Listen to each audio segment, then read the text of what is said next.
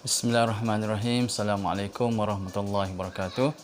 Alhamdulillahirabbil alamin wa bihi nasta'in wassalatu wassalamu ala Rasulillah wa ala alihi wa sahbihi ajma'in. Amma ba'du.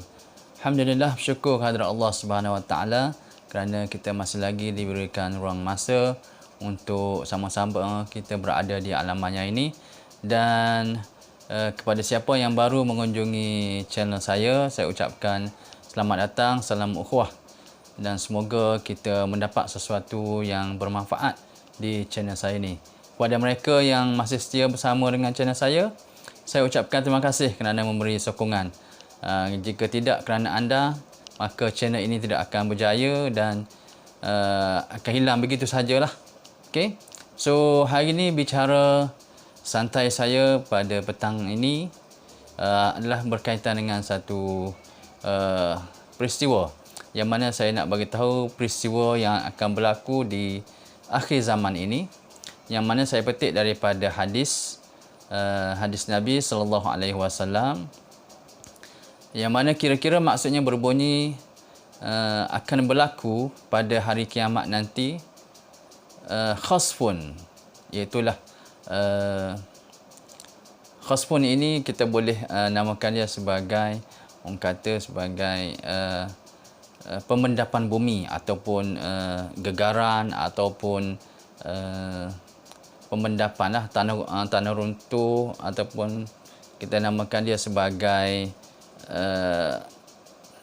ditelan bumi, yang paling senang kita nak faham.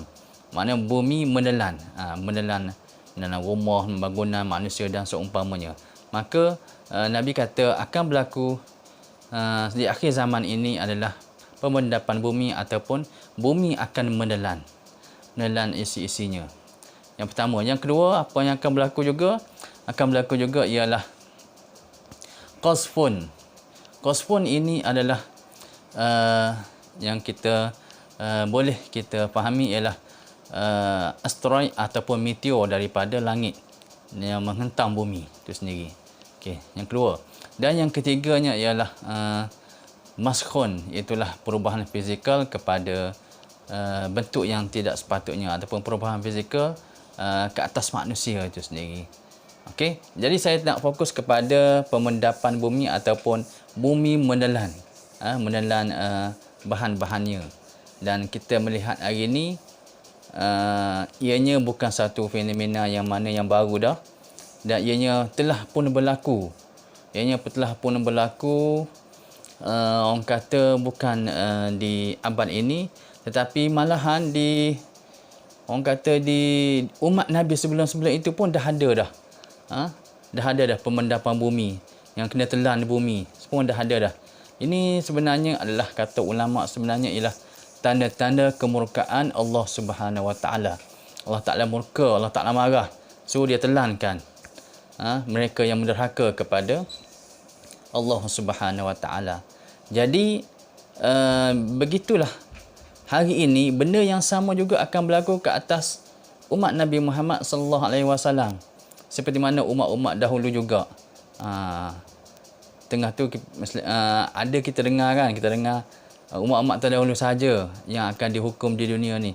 Tak, sebenarnya umat Nabi Muhammad pun akan dihukum juga di dunia. Kerana apa?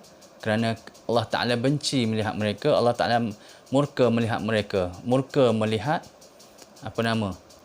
maksiat yang telah dibuat oleh manusia-manusia. Jadi Allah Ta'ala turunkan bala.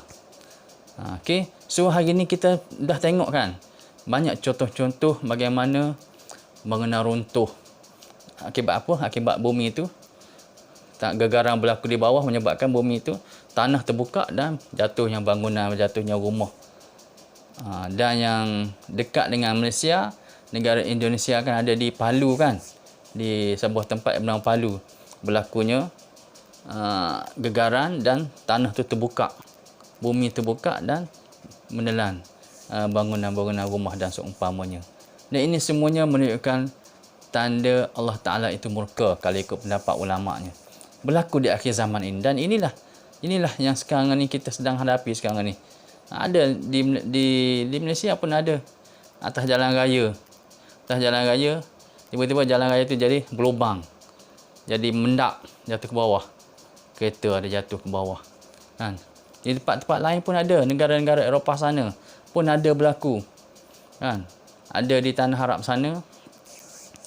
Tak silap saya di Israel rasanya, dia orang buat satu pesta kan, pesta yang mana pesta tu adalah adanya minum arak, adanya percampuran lelaki perempuan, maksiat lah kan.